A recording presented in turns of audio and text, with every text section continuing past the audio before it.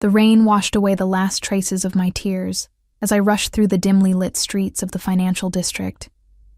My soaked uniform clung to my skin, the white cotton shirt now practically transparent. I'd lost my umbrella somewhere between the restaurant and the subway station, but that was the least of my problems. Being fired from my third job in 2 months felt like the universe was deliberately trying to break me.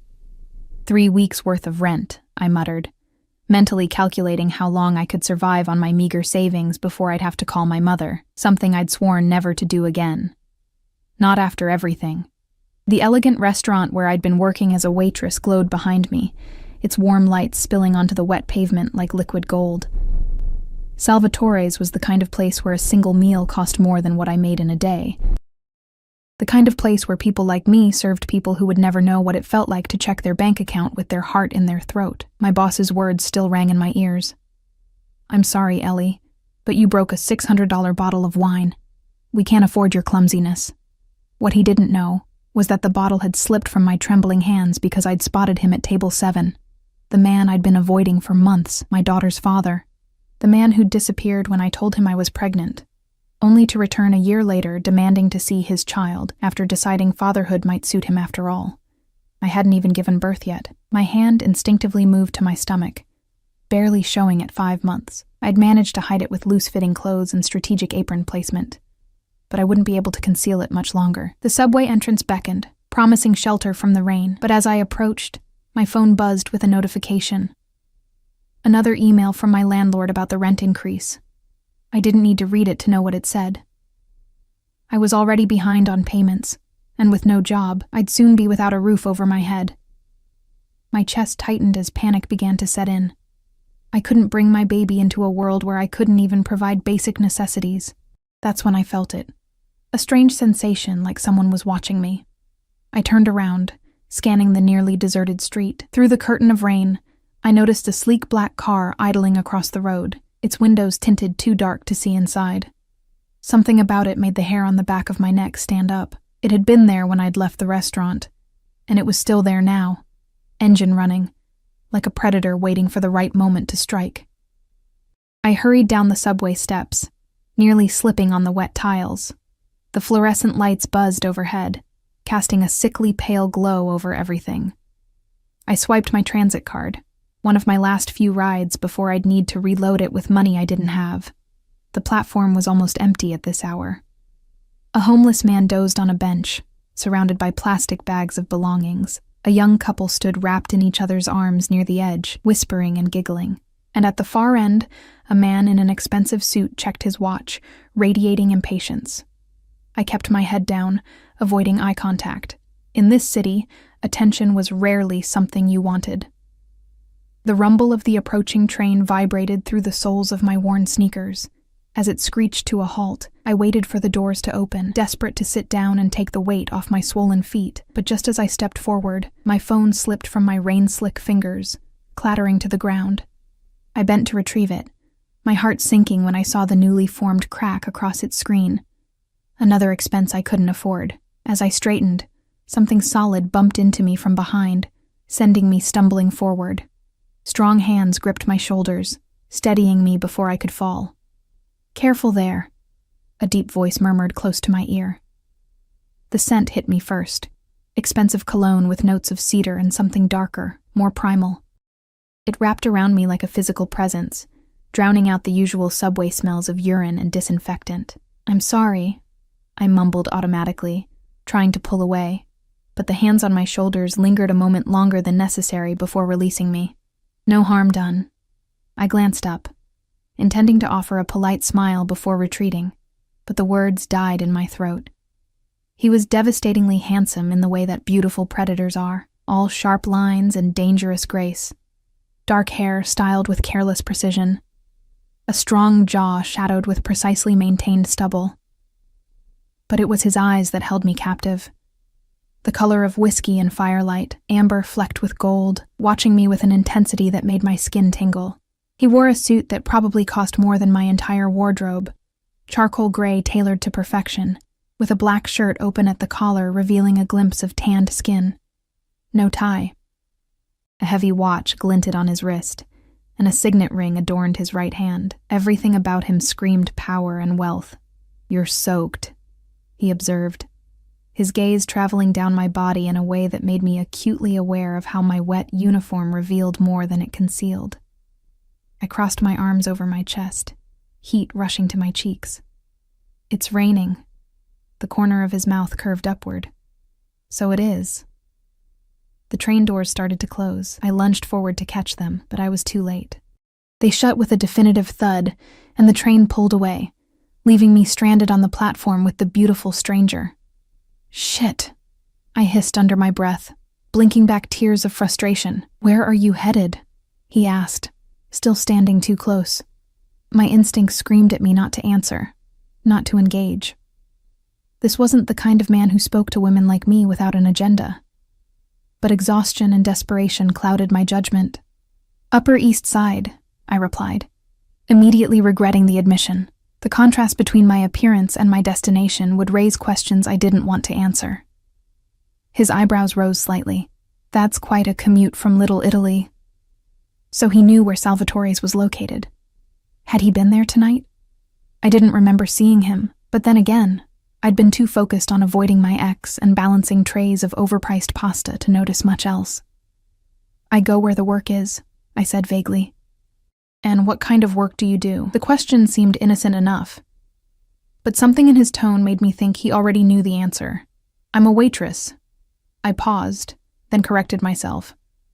"I was a waitress. I got fired tonight." Why was I telling him this? Something about his steady gaze made me want to confess things I'd never tell a stranger. "That's unfortunate," he said, his expression unreadable. "May I ask why?" I laughed bitterly. I broke an expensive bottle of wine. "Apparently, that's an unforgivable sin when you work at Salvatore's. Salvatore can be unforgiving." He said the name with a familiarity that caught my attention. "You know the owner?" A smile played at his lips. "You could say that." The next train rumbled into the station, and I stepped toward it, eager to escape this unsettling conversation. But as the doors opened, the stranger's hand closed gently around my wrist. "Wait," he said. "I have a proposition for you." Warning bells clanged in my head. I'd heard stories about women who disappeared after accepting propositions from handsome strangers. I tried to pull away, but his grip, while not painful, was unyielding. "I'm not interested," I said firmly, my heart racing. To my surprise, he laughed. A rich, warm sound that echoed in the nearly empty station. "Not that kind of proposition, sweetheart. I'm offering you a job." I stared at him, confusion replacing fear. "A job? You don't even know me." "I know enough." His eyes dropped briefly to my abdomen, and I tensed. Could he tell I was pregnant? I thought I'd hidden it well. "I need an assistant," he continued smoothly. "Someone discreet, someone who won't ask too many questions. The pay is good, very good, and the hours are flexible." The train doors closed again, but I hardly noticed. "What kind of assistant?" "Personal. You'd help manage my schedule, handle some correspondence, run errands." "Nothing illegal, if that's what you're worried about." It was exactly what I was worried about, along with 100 other things. Who offers a job to a stranger in a subway station? What kind of man needs an assistant who won't ask questions? But the words, "very good pay," echoed in my mind, drowning out the warning sirens. "I don't even know your name," I said weakly. He released my wrist and extended his hand. "Dante Russo." The name struck a chord of recognition, but I couldn't place it. I hesitated before placing my much smaller hand in his. "Eleanor Hayes. Everyone calls me Ellie." His hand was warm and calloused in unexpected places, not the soft grip of a man who'd never known physical labor. "Well, Eleanor Hayes, what do you say? Are you interested in hearing more about my offer?" I should have said no. I should have waited for the next train and gone home to my tiny apartment to figure out a more sensible solution to my problems. But sensible solutions seemed in short supply lately. "I'm listening," I said instead. A smile spread across his face, predatory, triumphant, as if he'd known all along what my answer would be. "Good. Let's go somewhere dry to discuss the details." Before I could respond, he placed his hand at the small of my back, guiding me toward the exit. That simple touch sent electricity up my spine. It had been so long since anyone had touched me with such casual confidence. "My car is outside," he said as we climbed the steps back to street level. The rain had stopped, leaving the city glistening under the streetlights. And there, exactly where I'd seen it earlier, was the sleek black car with the tinted windows. I froze. "That's your car?" It was parked outside Salvatore's. Dante's expression revealed nothing. "Was it?" "I have a driver." Perhaps he was waiting for me there. It was a reasonable explanation, but something felt off. Had he followed me? The thought should have terrified me, but instead, it sent a strange thrill through my body.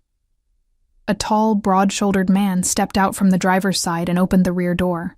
His expressionless face and rigid posture screamed security more than chauffeur. "This is Marco," Dante said casually. "He drives for me." Marco nodded in acknowledgement but said nothing.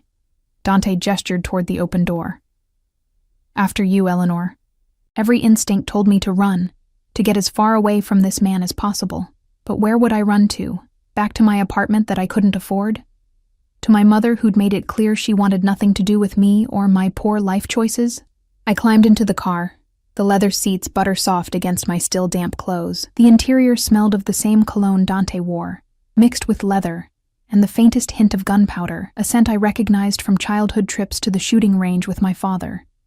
That last detail should have been the final warning, the push I needed to climb back out and disappear into the night. Instead, I sat silently as Dante slid in beside me, close enough that our thighs almost touched.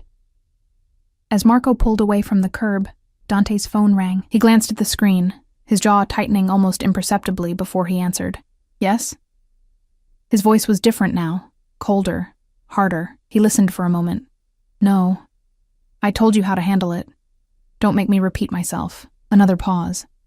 "Then make him understand the consequences of refusal." He ended the call without saying goodbye, and turned to find me watching him, my eyes wide. "Sorry about that," he said, his tone warming again.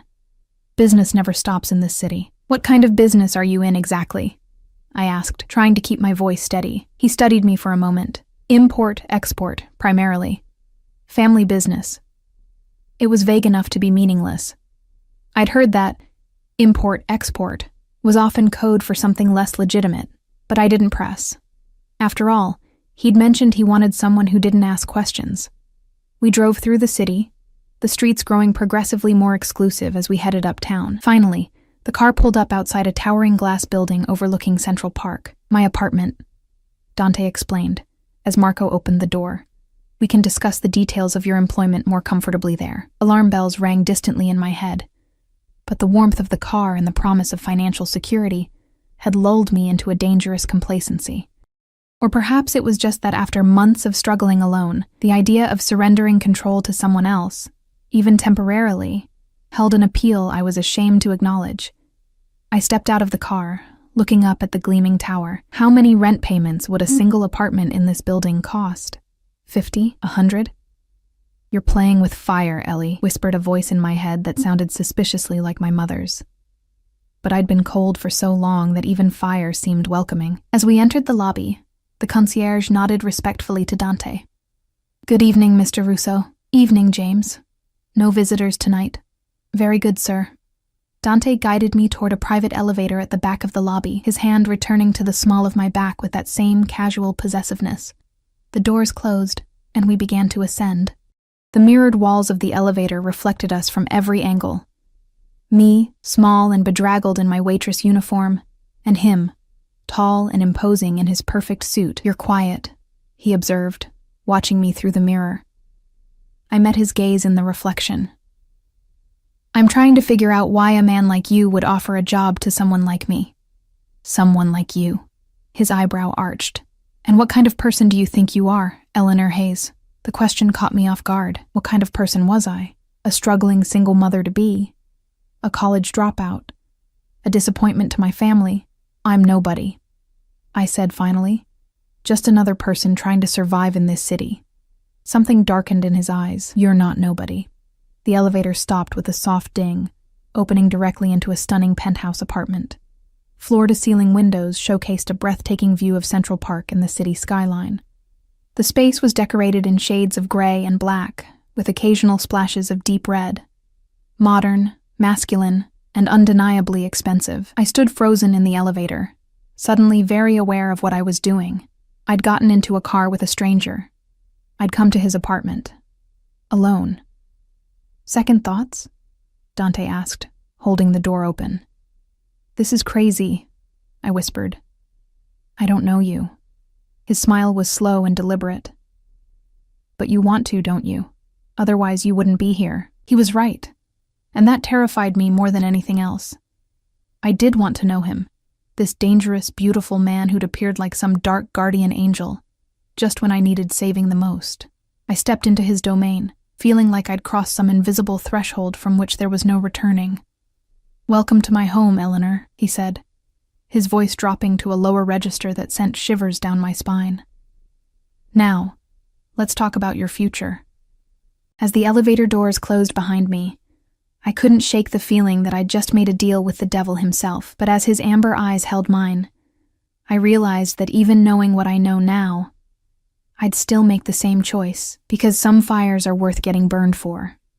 Dante's penthouse felt like another world, one where gravity worked differently and air cost money to breathe. I stood awkwardly near the elevator, afraid to touch anything, while he moved with easy confidence through the space, shedding his suit jacket and draping it over a sleek leather chair. Would you like something to drink? He asked, heading toward a bar that gleamed with crystal decanters. Water? Wine? Something stronger? Just water, please.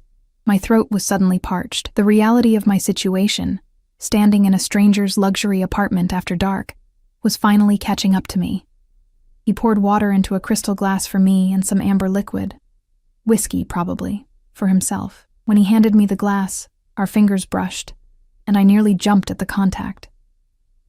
Relax, Eleanor, he said, amusement playing at the corners of his mouth.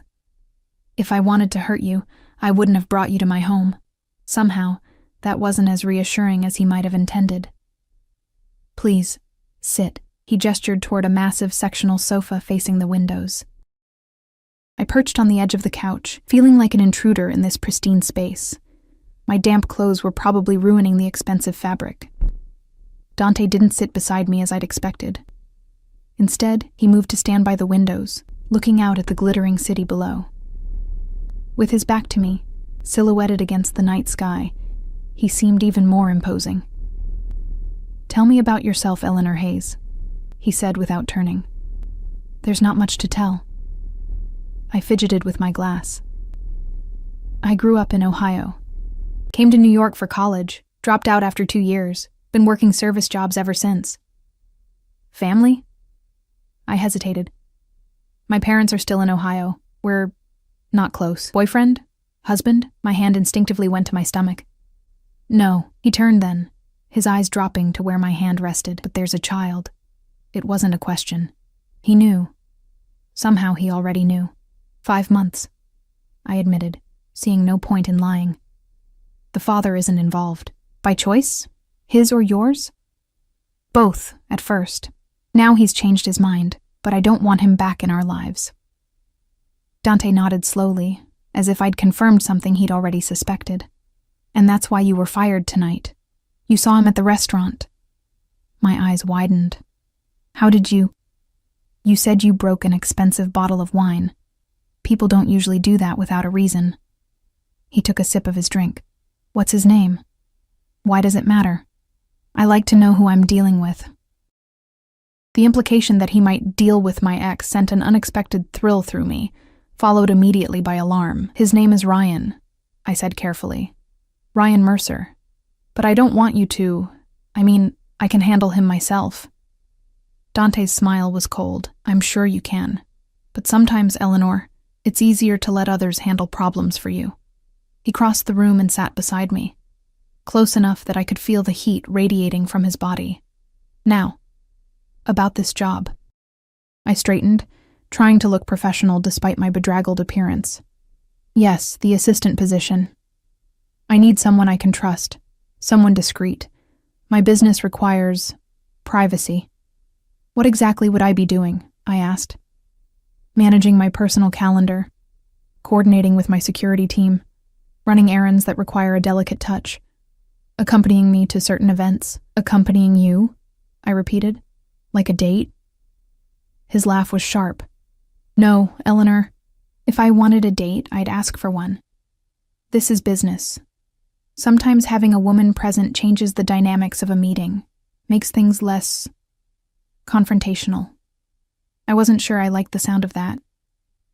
And the pay? $10,000 a month, cash, plus this. He reached into his pocket and pulled out a key card, placing it on the coffee table between us. What's that for? An apartment in this building, 15th floor, 2 bedrooms. It's one of my properties. You'll live there while you work for me. I stared at the key card, then at him. That's too much. Is it? His eyes held mine. You need a place to live. I need you available at all hours. It makes sense. My mind raced. $10,000 a month plus an apartment in one of the most exclusive buildings in Manhattan? It was beyond generous. It was suspicious. Why me? I asked bluntly. You could hire anyone. Someone with actual qualifications. Qualifications can be taught. Loyalty is innate. He leaned closer. And I think you're loyal, Eleanor Hayes. You strike me as someone who repays debts. There was something in his tone that made me shiver, though I wasn't cold. You make it sound like I'd be indebted to you. Wouldn't you? His voice was soft, almost hypnotic. A job. A home. Security for your child. That's quite a lot to give someone you've just met. He was right. I would be indebted to him, deeply, uncomfortably indebted. And something told me Dante Russo wasn't a man who forgot what was owed to him. When would I start? I asked, already knowing I was going to accept despite every warning bell in my head. Tonight. He stood, holding out his hand to me. Let me show you your new home. I hesitated only a moment before placing my hand in his. His fingers closed around mine, warm and firm, and he pulled me to my feet with effortless strength. As we rode the elevator down to the 15th floor, I tried to process how drastically my life had changed in the span of a few hours. This morning, I'd been a pregnant, jobless waitress on the verge of eviction. Now I was... what? The personal assistant to a mysterious, wealthy man who offered apartments to strangers in subway stations. The elevator doors opened to a hallway with only 2 doors, one at each end. I own the entire floor, Dante explained, leading me to the door on the right. This will be your apartment. I have access, of course, but your privacy will be respected. He used the key card to open the door, then stepped back to allow me to enter first. The apartment was stunning, all clean lines and modern elegance, decorated in soft grays and blues. It was smaller than Dante's penthouse, but still larger than any place I'd ever lived. Floor-to-ceiling windows offered the same spectacular view of the park. The furniture looked new and untouched, as if no one had ever sat on the sofa or eaten at the dining table. This is... incredible, I breathed, turning in a slow circle to take it all in. The master bedroom is through there, Dante pointed. The second bedroom can be a nursery. There's a fully stocked kitchen, though I suspect you'll be dining with me often. My housekeeper, Mrs. Alvarez, will clean twice a week. I wandered through the apartment in a daze, trailing my fingers over smooth countertops and soft furnishings. When I reached the master bedroom, I gasped. The bed was enormous, draped in what looked like Egyptian cotton sheets. A walk-in closet stood open, completely empty, waiting to be filled. Dante appeared in the doorway behind me. Is it acceptable? Acceptable? It's like a dream. I turned to face him, but I don't have anything to put in it. All my stuff is at my old apartment. Give Marco your address. He'll have your belongings moved tomorrow. He checked his watch, that heavy, expensive timepiece I'd noticed earlier. It's late. You should rest. There are new clothes in the bathroom. Mrs. Alvarez picked them up this afternoon. This afternoon? Before he'd even met me? You planned all this, I said, realization dawning. Meeting me at the subway wasn't an accident. Something flashed in his eyes, approval, perhaps. Very good, Eleanor. No, it wasn't an accident. How did you know about me? Why me? He stepped closer, close enough that I had to tilt my head back to maintain eye contact. Let's just say I've been aware of you for some time. Your situation interested me. My situation? I repeated. You mean being pregnant and desperate? I mean being resilient and proud despite facing adversity. His hand rose to my face, his thumb lightly tracing my cheekbone. You remind me of someone I once knew. The touch was electric, sending warmth cascading through my body. I stepped back, needing distance from this magnetic pull he seemed to exert. Who?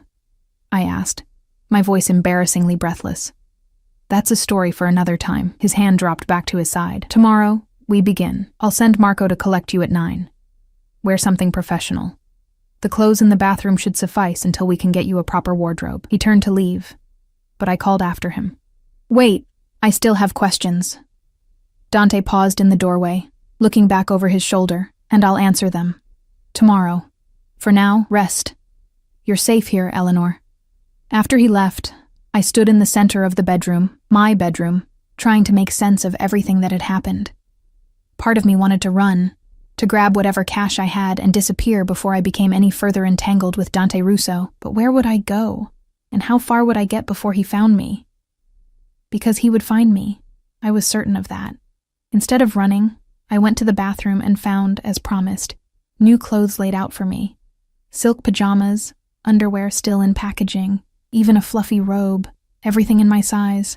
I should have been creeped out by the invasion of privacy, but I was too exhausted to muster the appropriate outrage. I showered in a bathroom bigger than my entire studio apartment, letting hot water wash away the grime of the day. As I dried off and slipped into the silk pajamas, I caught sight of myself in the floor-to-ceiling mirror.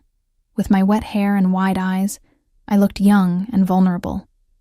But there was something else there too, a spark of determination that hadn't been there this morning. I placed my hand on my slightly rounded belly. We're going to be okay, I whispered to my unborn child. I'll figure this out. But as I climbed into the ridiculously comfortable bed and sank into sheets that probably cost more than a month's rent at my old place, I couldn't shake the feeling that I'd just made a deal that would be impossible to escape. In my dreams that night, I was running through endless corridors, pursued by a shadow with amber eyes. No matter how fast I ran, it stayed right behind me, whispering, "You shouldn't play with fire, Eleanor." But even in the dream, I knew I already was. I woke to sunlight streaming through windows I'd forgotten to cover. For a disorienting moment, I didn't know where I was. The bed was too soft, the room too quiet, the ceiling too high. Then memories of the previous night came flooding back. Dante Russo, the job offer, this apartment. I sat up slowly, half expecting to find myself back in my cramped studio, the entire encounter nothing but a desperate dream. But the luxurious bedroom remained solid around me, the sheets whispering against my skin as real as anything I'd ever felt. My phone buzzed on the nightstand, another unfamiliar addition to my morning routine. When I checked it, I found a text from an unknown number. "Good morning, Eleanor. Car will collect you at 8:45 instead of 9 now. Wear the gray dress. D." How did he have my number? I hadn't given it to him. Then again, he seemed to know everything else about me. My size, my situation, even where I'd been working. I should have been terrified by the surveillance implications, but something darker and more complicated stirred inside me instead. There was a strange comfort in being seen so completely after months of feeling invisible. In the closet, I found the gray dress he'd mentioned hanging in otherwise empty space. It was simple, but elegant. The kind of thing worn by women who attended charity galas and board meetings, not former waitresses from Ohio. Beside it hung a pair of black heels that looked both expensive and uncomfortable. After showering, I slipped into the dress, surprised by how perfectly it fit, hugging my curves but cleverly disguising my small baby bump. The reflection in the mirror showed someone I barely recognized, a polished, professional woman ready to take on Manhattan. "Not bad for someone who got fired yesterday," I murmured to my reflection. At precisely 8:45, my phone buzzed again, waiting downstairs. Marco. The elevator ride to the lobby felt like descending into a new life. I mentally rehearsed how to address Dante. Mr. Russo seemed appropriate given our new professional relationship, and reminded myself to ask about my actual duties. So far, this job had been long on perks and short on specifics. Marco stood by the same black car, his expression as blank as it had been last night. He opened the door without a word, and I slid into the back seat expecting to find Dante waiting. He wasn't there. "Where's Mr. Russo?" I asked as Marco got behind the wheel. "Meeting downtown. I'm taking you to the office first." I didn't know Dante had an office. Then again, there was a lot I didn't know about my new employer. We drove in silence, weaving through morning traffic with the practiced ease of someone who'd done this route countless times. I watched the city transform around us, from the manicured elegance of the Upper East Side to the towering glass canyons of Midtown, and finally into the more historic architecture of the financial district. The car pulled up outside an understated building with no company name displayed. Marco led me through a private entrance and into an elevator that required a key card. We rode to the top floor in silence. When the doors opened, I expected a typical corporate office: cubicles, conference rooms, perhaps a reception desk. Instead, I stepped into what looked more like an exclusive club. Dark wood paneling, leather furniture, and subtle lighting created an atmosphere of masculine luxury. A few well-dressed men sat in conversation, falling silent as Marco led me through. Their eyes followed me, assessing, curious, and in some cases openly appreciative. I straightened my spine and lifted my chin, refusing to be intimidated. Marco stopped before an ornate wooden door and knocked once before opening it. "Ms. Hayes is here, sir." Dante sat behind a massive desk, phone to his ear, looking every bit the powerful executive in a charcoal suit and blood-red tie. He motioned for me to enter but continued his conversation. "I don't care what he thinks he's entitled to," he was saying, his voice hard as stone. "The terms were clear. If he can't honor them, then perhaps he needs a reminder of who he's dealing with." I stood awkwardly by the door, unsure where to look or what to do with my hands. The office was impeccably decorated, more art gallery than workplace, with what looked like original paintings on the walls and sculptures displayed in glass cases. "Have Vito pay him a visit," Dante continued. "Nothing dramatic, just enough to refresh his memory." He ended the call and finally looked up at me, his expression softening fractionally. "Eleanor, right on time." He gestured to a chair across from his desk. "Sit. We have a lot to cover." I sat, smoothing the gray dress over my knees. "Good morning, Mr. Russo." His mouth quirked in amusement. "Mr. Russo? Last night it was Dante. Last night I wasn't officially your employee." "Fair enough." He leaned back, studying me. "The dress suits you." "Thank you." I folded my hands in my lap to keep them from fidgeting. "I'm ready to learn about my duties." "Straight to business. I like that." He pushed a sleek laptop across the desk toward me. "This is yours. Everything you need to know about the day-to-day operations is on there. Calendar, contacts, security protocols."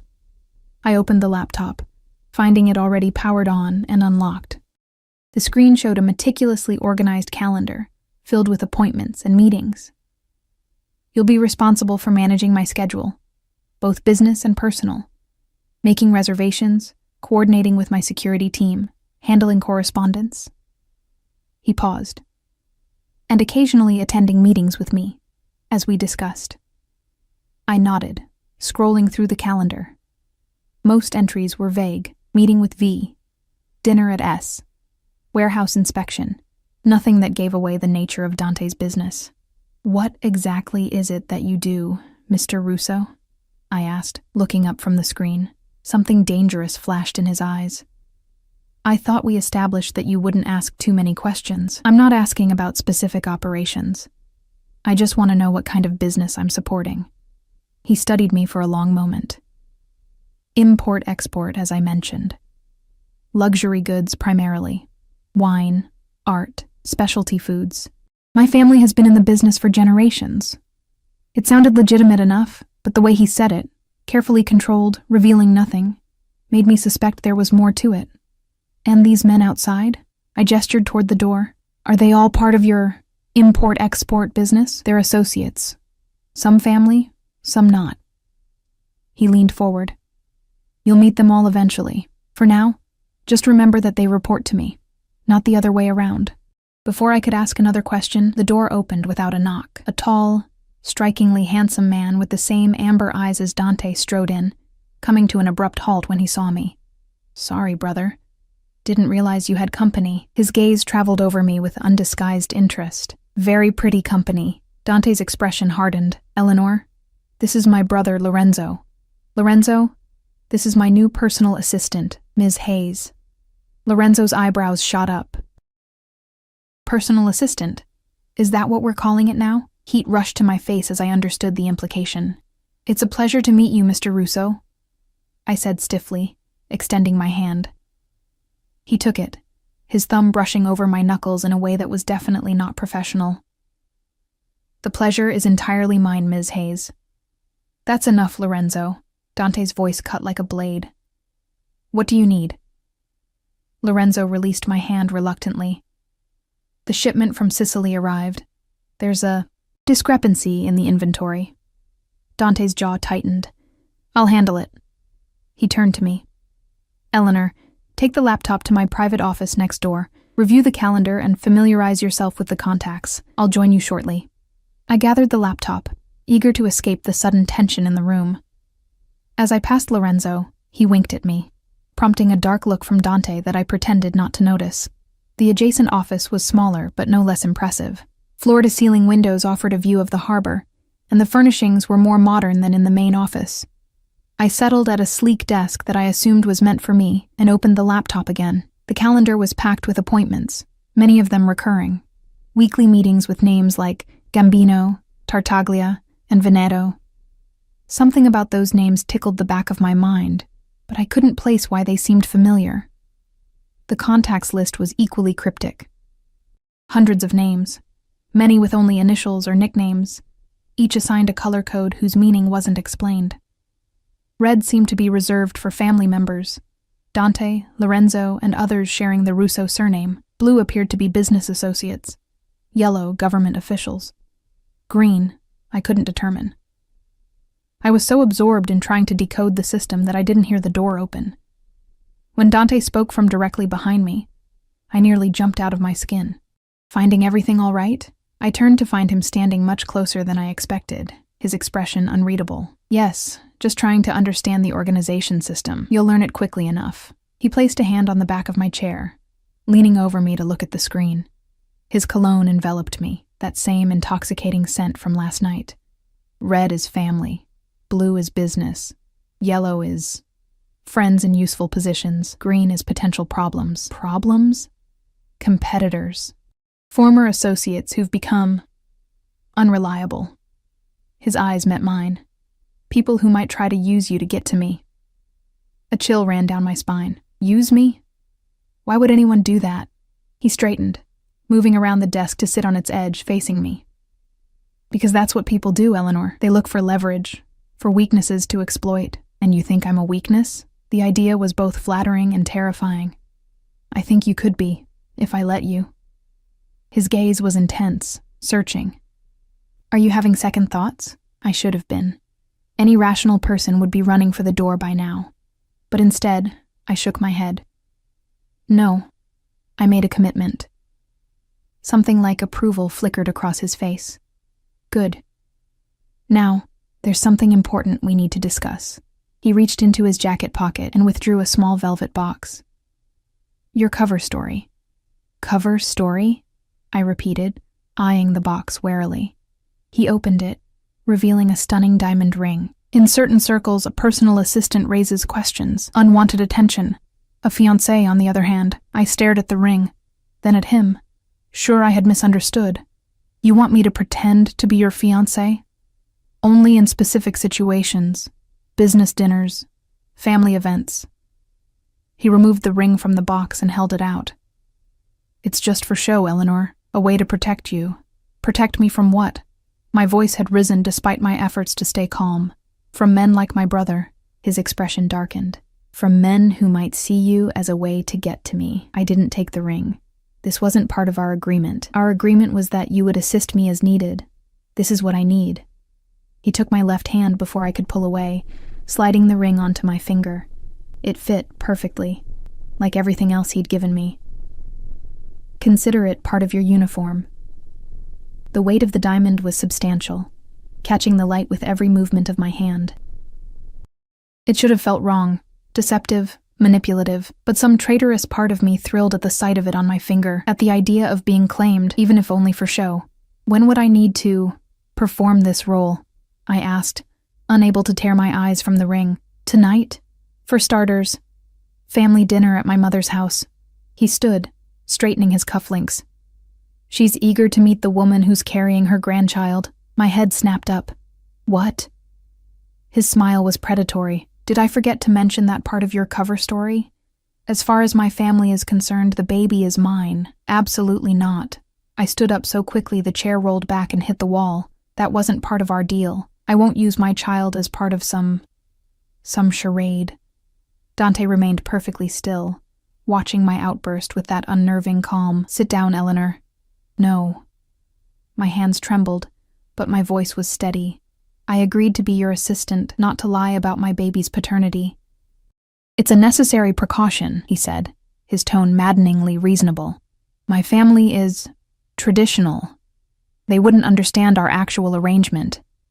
Then tell them I'm just your employee. An unmarried, pregnant employee living in my building? That would raise even more questions. He stepped closer, his presence filling the room. Besides, this protects your child as well. How does lying about my baby's father protect them? His eyes hardened. Because being my child means protection. Resources.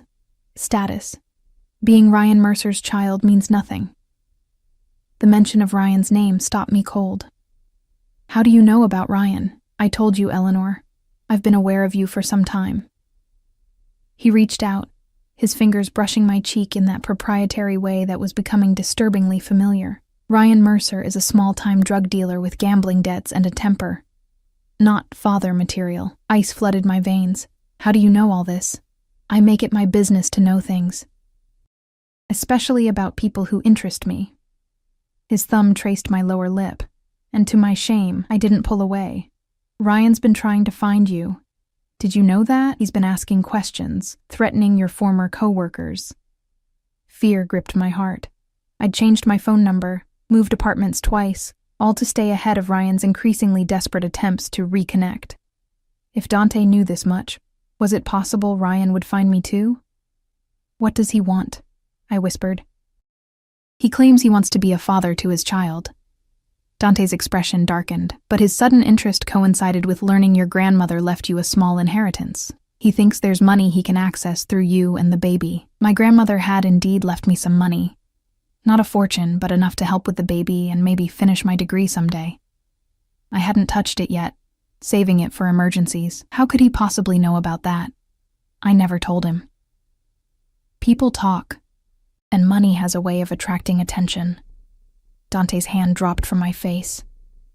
If you're publicly connected to me, if everyone believes that child is mine, Ryan will back off. He won't dare cross me. The implication hung in the air between us. Who exactly was Dante Russo that even the mention of his name would scare off someone as reckless as Ryan? Who are you? I asked softly. Really? Something shifted in his eyes, a moment of calculation, of decision. You're smart, Eleanor. I think you've already figured it out. The pieces had been there all along. The security, the cryptic business dealings, the way people deferred to him, names like Gambino and Tartaglia in his contacts. It should have terrified me, but somehow, I'd known from the moment I saw him in that subway station. You're not just an import-export, I said carefully. His smile was sharp. Not just, no, you're family. You're connected. Connected. He seemed amused by my choice of words. Yes, you could say that. The Russo family has been connected in New York for generations. I sank back into my chair as the full reality of my situation hit me. I was living in a building owned by, wearing a ring given to me by, a man who was almost certainly part of organized crime. Is this where you run? Dante asked, watching me closely. Now that you know? That was the rational response, to get as far away from him as possible. But where would I go? Back to my unaffordable apartment? Back to dodging Ryan and creditors?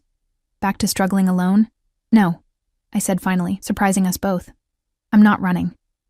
Relief flickered across his face, so brief I almost missed it. Good. Then we understand each other. I looked down at the diamond ring glittering on my finger. I'll play along with this. Engagement. But I need some ground rules. I'm listening. First, this is temporary. When the baby is born, we break up, and I go back to being just your assistant. He nodded slowly. Acceptable, though we'll need a believable reason for the separation.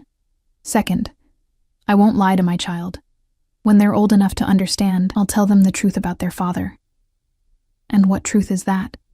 His voice was dangerously soft. I met his gaze squarely.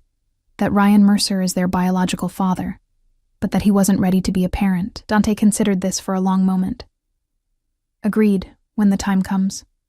Anything else? I swallowed hard before voicing my final condition. This stays professional between us. No expectations beyond what we've discussed. Something dark and hungry flashed in his eyes. Are you saying you don't find me attractive, Eleanor? Heat rushed to my face. That's not relevant to our arrangement. Oh, I think it's very relevant. He moved closer, until he was standing directly in front of me, his legs nearly touching my knees, especially if we're going to convince my family we're engaged. We can act, I insisted, trying to ignore the way my heart raced at his proximity. Can we? My mother is very perceptive. She'd notice if her future daughter-in-law flinched every time her son touched her. He reached down, taking my hand and pulling me to my feet, so we were standing chest to chest. We should practice. For authenticity. Before I could protest, his arm slid around my waist, pulling me against him. His other hand cupped my face, tilting it up toward his. For one breathless moment, I thought he was going to kiss me, and God help me, I wanted him to. Instead, he leaned down and whispered against my ear, "Remember, Eleanor, this is just business." He released me and stepped back, leaving me flushed and unsteady. The car will pick you up at 7. Wear the black dress in your closet. My mother appreciates punctuality. With that, he strode from the office, leaving me to collapse back into my chair on shaking legs. I spent the rest of the day trying to focus on learning Dante's schedule and systems, but my mind kept returning to that moment. His arm around my waist, his breath against my ear, the heat of his body pressed to mine.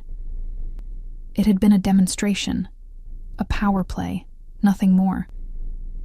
Yet I couldn't shake the feeling that something fundamental had shifted between us. At precisely 6 o'clock, my phone buzzed with a text. "Return to your apartment to prepare for dinner.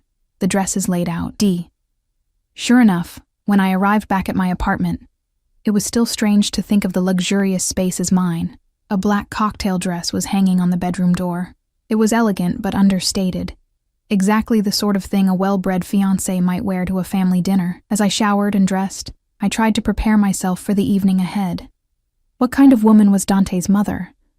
What would she expect from the woman supposedly carrying her grandchild? And how would I explain my obvious lack of knowledge about her son? The dress fit perfectly, of course.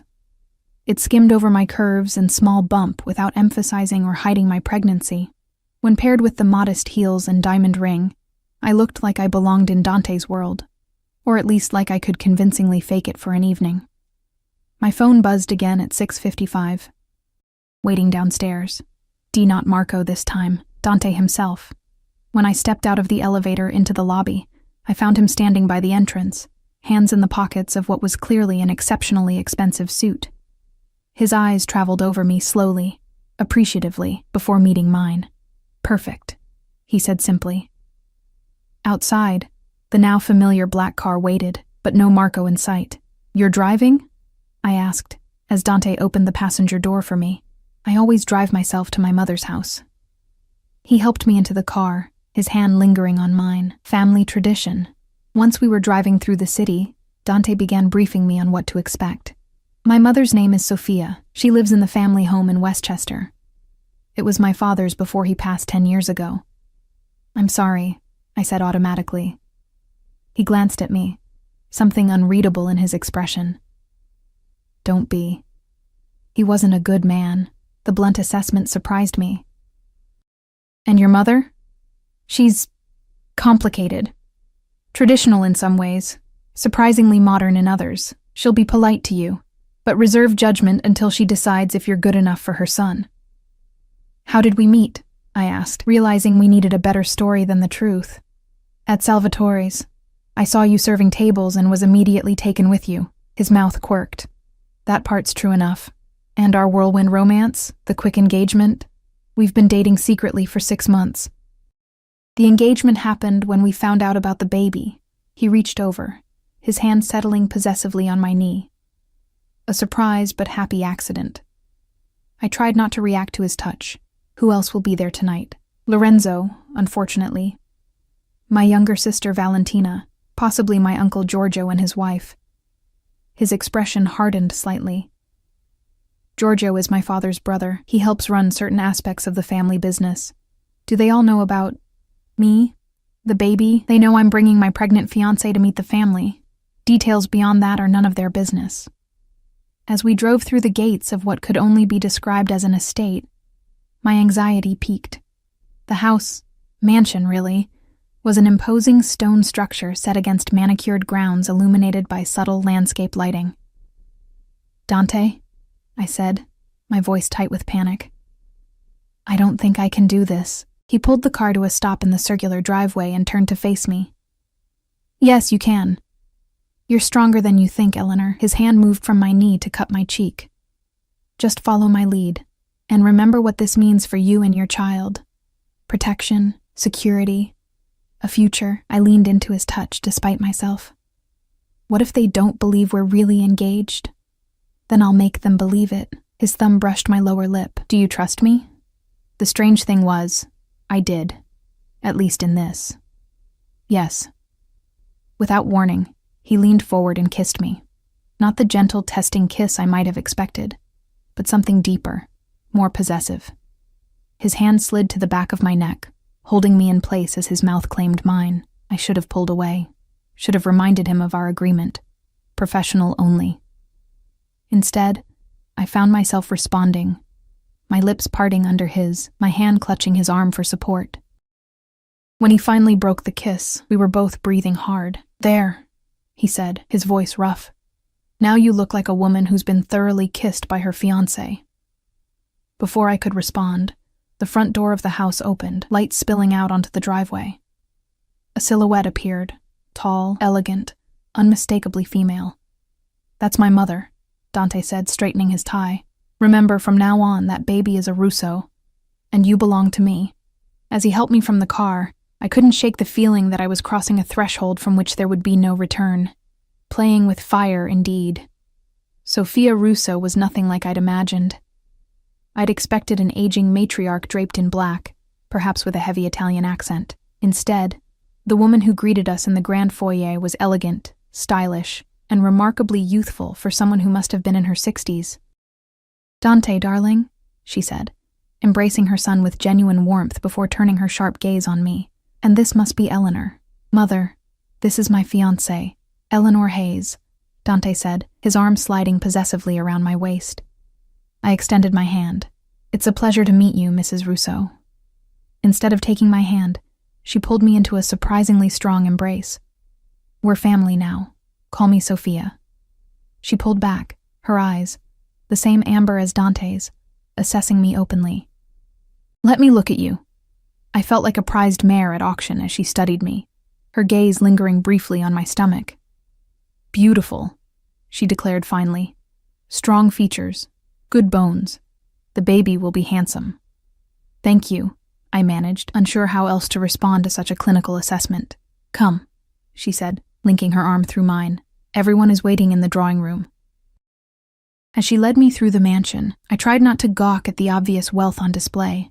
Priceless artwork, antique furniture, crystal chandeliers. Dante followed closely behind, his presence both reassuring and intimidating. The drawing room was occupied by 3 people. Lorenzo, lounging with a drink in hand, a striking young woman I assumed was Valentina, and an older man with hard eyes who could only be Uncle Giorgio. "Everyone," Sophia announced. "This is Eleanor, Dante's fiancée, and the mother of our newest Russo." Lorenzo raised his glass in mock salute. "Welcome to the family circus, Eleanor. Drink?"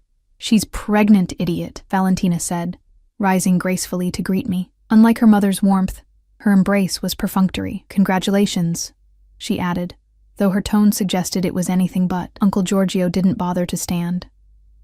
"So this is the girl who trapped my nephew," he said, his accent thicker than Sophia's.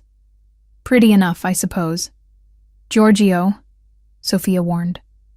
"Mind your manners." Dante's arm tightened around me. Eleanor didn't trap anyone. The baby was a mutual surprise, but a welcome one. The tension in the room was thick enough to cut with a knife. I could feel Valentina's resentment, Giorgio's suspicion, and Lorenzo's amusement, all directed at me. Sophia, apparently oblivious to the undercurrents, guided me to a sofa. "Sit, dear. You must be tired. Pregnancy is exhausting. I remember it well. 3 children nearly killed me." She shot a pointed look at Lorenzo. "Especially that one. Breech birth. 36 hours of labor. Always glad to make an entrance," Lorenzo quipped, refilling his glass. Dinner was served in a formal dining room that could have accommodated 20. I sat at Dante's right hand, with Sophia at the head of the table. The conversation flowed around me, much of it in Italian, which I didn't speak. Whenever I caught Dante's eye, he offered a reassuring smile, his hand occasionally covering mine on the table. "So, Eleanor," Giorgio said during a lull, "Dante tells us you were a waitress.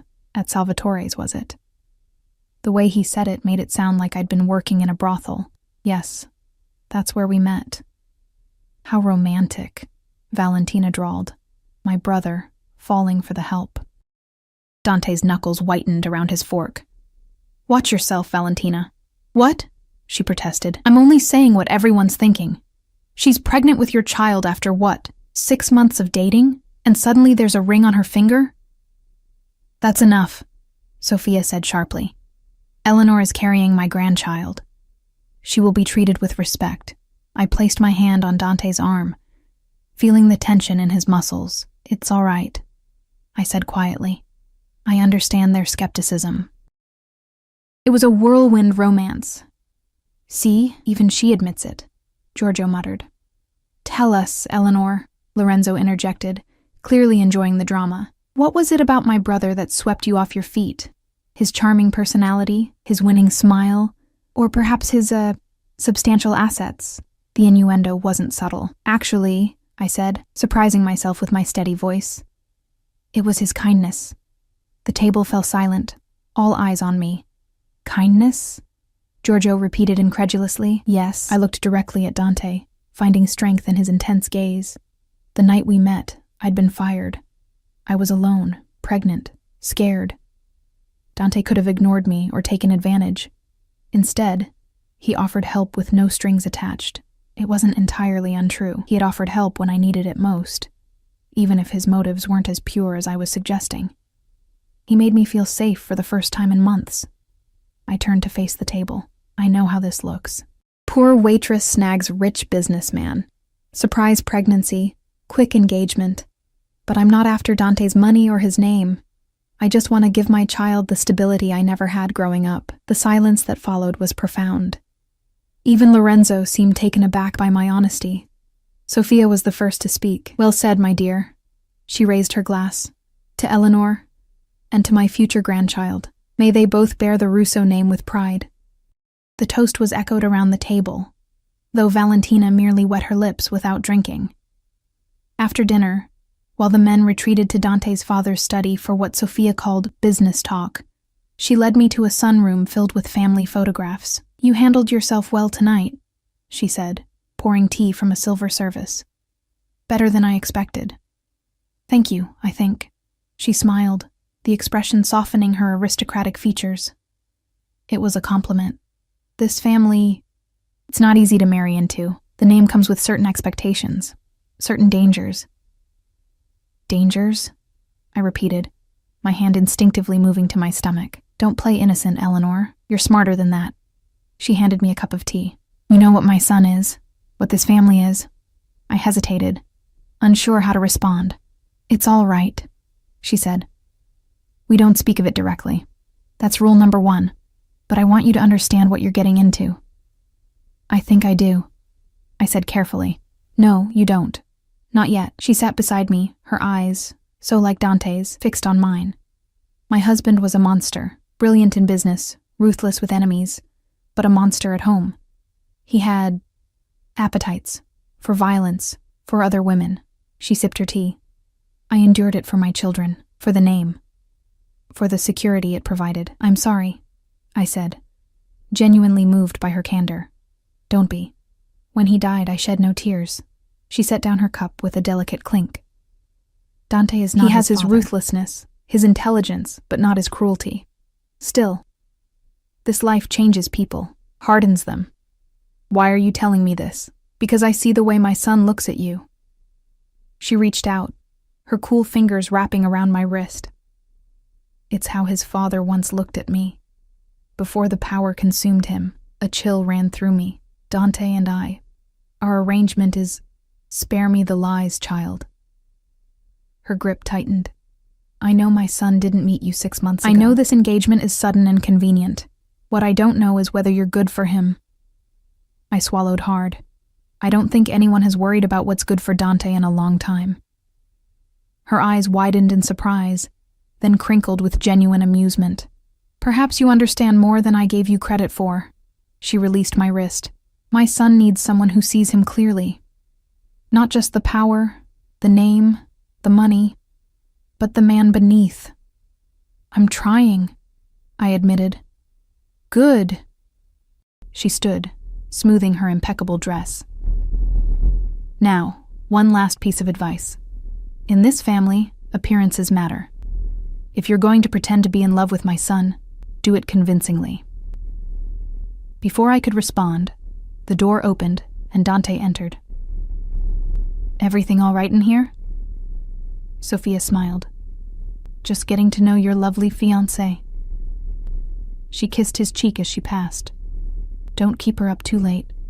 Pregnant women need their rest. When she was gone, Dante turned to me. What did she say to you? Nothing I couldn't handle. I set down my teacup. Your mother is formidable.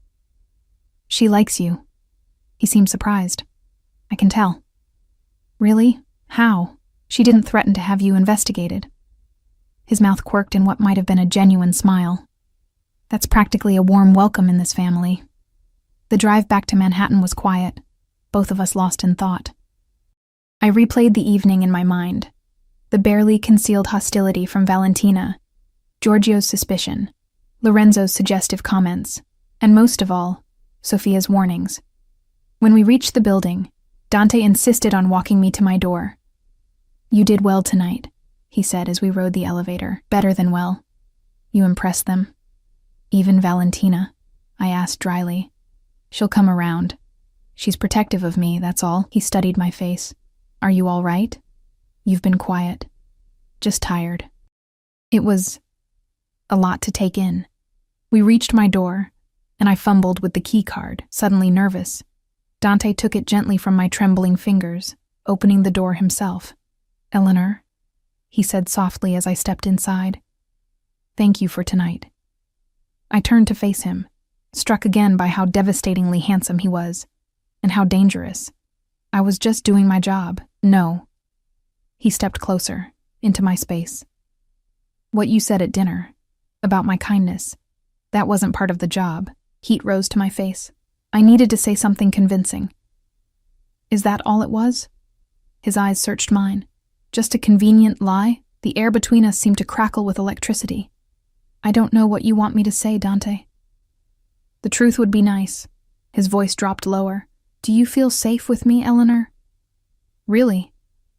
I should have lied. Should have maintained the professional boundary I'd insisted on.